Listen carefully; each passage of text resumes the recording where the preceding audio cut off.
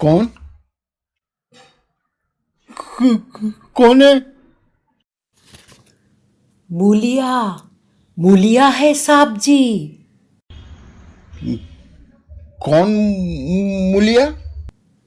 अरे भूल गए साहब जी, अबे तो हफ्ता भर भी नहीं भो। लेकिन तू तो 1 हफ्ता पहले ही। हो साहब, मैं 1 हफ्ता पहले ही मरी हूँ। तो अभी अभी इधर क्या करने आई है? कहा है कि साहब, तुम लोगन जिंदा लोगन की बात नहीं ना सुनत हो, ऊके लाने मैं मरकर सुनाने के लाने आई हूँ। पर तुझे तो मरे हुए 1 हफ्ता हो गए। अभी तू कहाँ से इधर आई? अभी नरक से बोल रही हूँ साहब। कहा है कि हम हफ्ते भर से नरक में भगवान से ये सुन रहे हैं कि हम खुदकुशी किए हैं। हमारे खाने के साथ हमने जहर मिलाकर खा ली है। पर साहब जी, हमें तो खाना ही नहीं मिला था, उमें जहर का मिलाएंगे? खाना? हो साहब जी, हमें खाना ही नहीं मिला था। दोनों बखत भूखन ही रहती थी। हम तो भूखन के मारे मरे हैं साहब जी, हम भूखन के मारे मरे हैं। खाना ही नहीं मिला था तो हमें जहर कहाँ से मिलाए?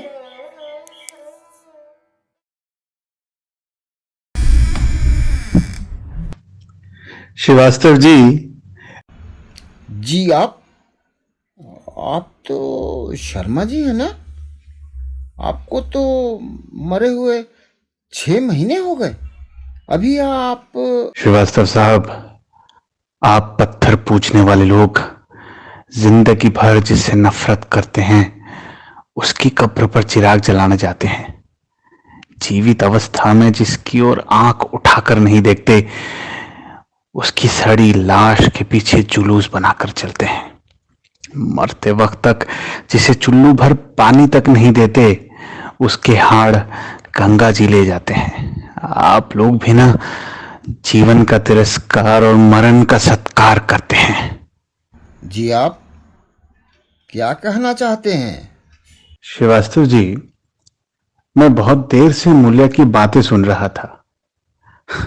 दरअसल बात यह है कि भगवान ने उसे देखा और पूछा, क्यों री, तूने आत्महत्या क्यों की? मूल्य चौंक गई। बेचारी भूख के मारे मरी और आपने रिपोर्ट में डाल दिया कि वो आत्महत्या से मरी। वो दरअसल डॉक्टर के पोस्टमार्टम की रिपोर्ट में आत्महत्या ही तो लिखा था, इसीलिए मैंने भी। वैसे ऊपर से भी वही आदेश था। ये पोस्टमार्टम का होता है बाबूजी? अरे मूलिया, मरने के बाद शरीर जलाने या दफनाने से पहले चीर फाड़ किया जाता है ताकि ये पता लगे कि उसकी मौत हुई कैसे। पर हमें तो पहले ही जला दिया साहब जी, चीर फाड़ करने के पहले ही तो खा।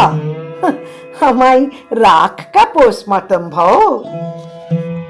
श्रीवास्तव जी, अन्न अन्न की पुकार करती हुई ये मर गई और इसके मरने के कारण में भी अन्न न आए। दरअसल जिंदगी भर तिरस्कार का स्वाद लेते लेते सहानुभूति उसे उसी प्रकार अरुचिकर हो गई थी जिस प्रकार शहर के रहने वालों को देहात का शुद्ध घी।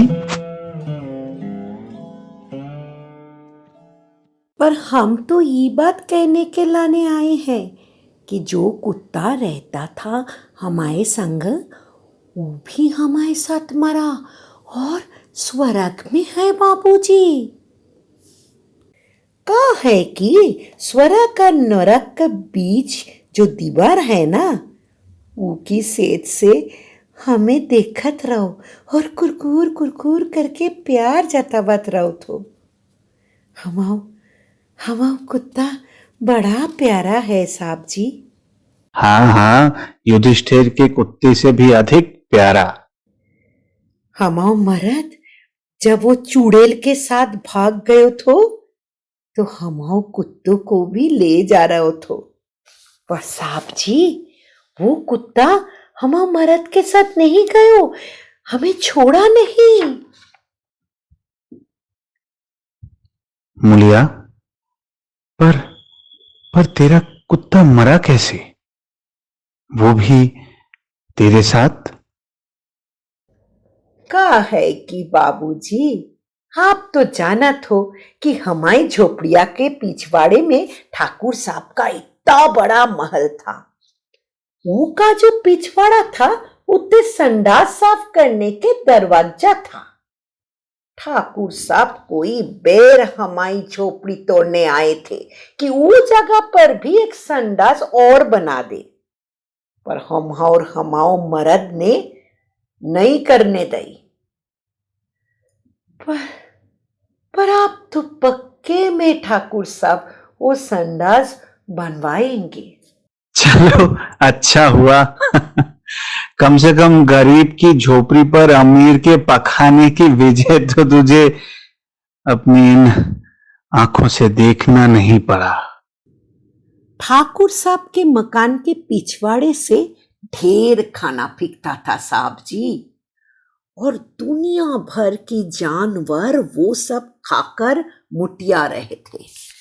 पर हमारे लिए मुटियाना तो दूर, दो दाना भी, यहाँ तक कि वो छोटा खाना भी हमें कभी कभार ही मिलता था। काहे कि सब जानवर एक साथ टूटिया पड़ते थे वो पर।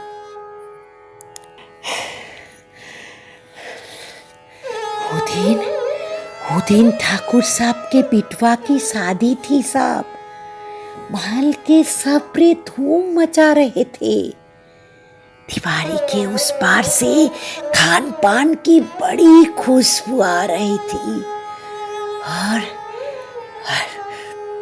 हमारी मौत हमारी तरफ चली आ रही थी। इतने में हमारा कुत्ता दीवार के ऊ तरफ घुसत गयो और सीधा खान पान के जगह पर जाकर दे मुंह मारा। उसे रहा नहीं गाओ साहब। ठाकुर साहब के दरवान दौड़ा दो और खींच के डंडा जड़ दो हमारे कुत्ते पर। हमारा कुत्ता हमारे पास भागा आया साहब, और लगा चीखने।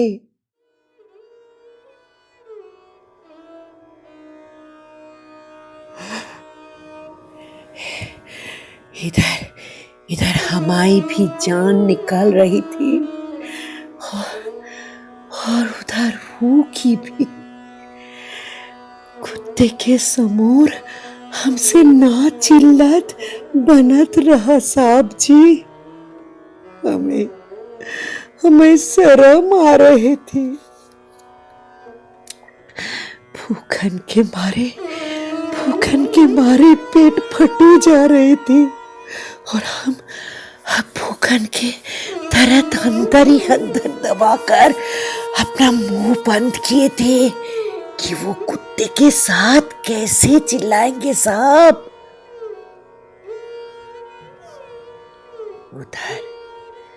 उधर हमारा कुत्ता भी बेचारा चीखता हुआ मर गया। इधर हमारी आंख भी धुंधली हो गई, और हम वो खान पान की सिर्फ खुशबू में ही डूब गए। सिर्फ खुशबू में ही डूब गए साहब। सिर्फ खुशबू ही हमारी किस्मत में लिखो रहो साहब जी। सिर्फ खुशबू।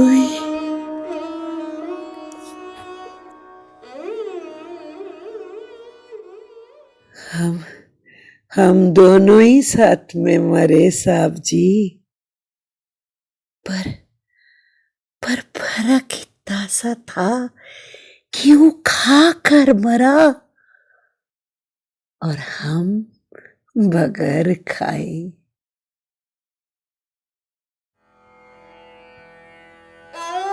हाँ हाँ, उधर बारात उठी और इधर चंडालों की टीम की गाड़ी ने तुझे पटक कर घसीटा।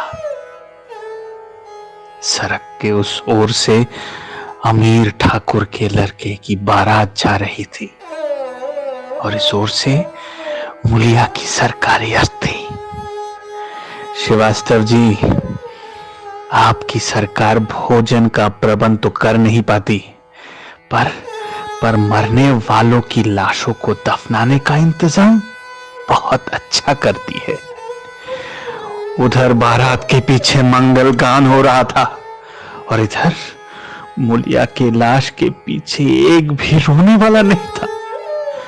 बारात पहुंच गई थी, गोले छूट रहे थे और इधर पर्याप्त लकड़ी में मुलिया की हड्डियां चटा रही थी।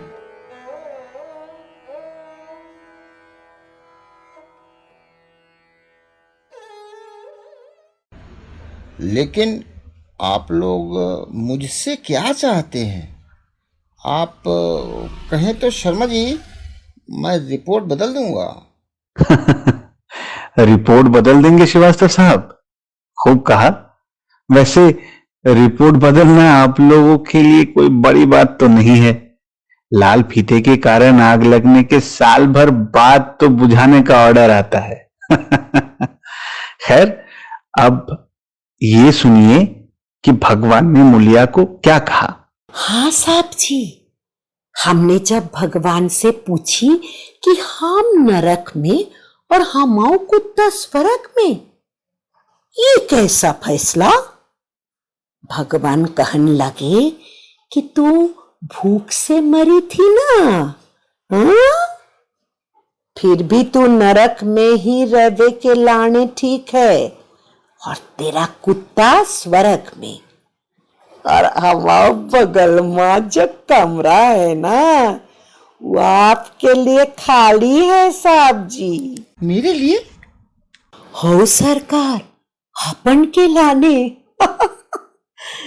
पर हमने भगवान के पैर पकड़ लाई और कहे कि जे कैसी बात हुई भगवान जी?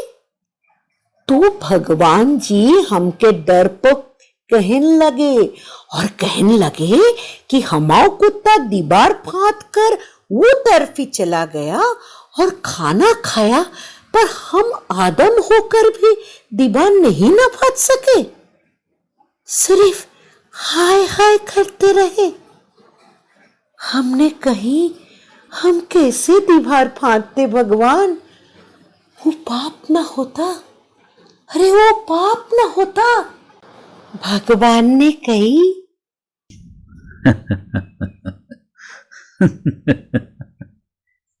पाप पुण्य है, पाप पुण्य का झमेला, पाप पुण्य की दीवाल। पाप पुण्य के झमेले में पड़ने वाले कायर, वह दीवाल क्या मेरी बनाई हुई है? वह दीवाल क्या मेरी बनाई हुई है?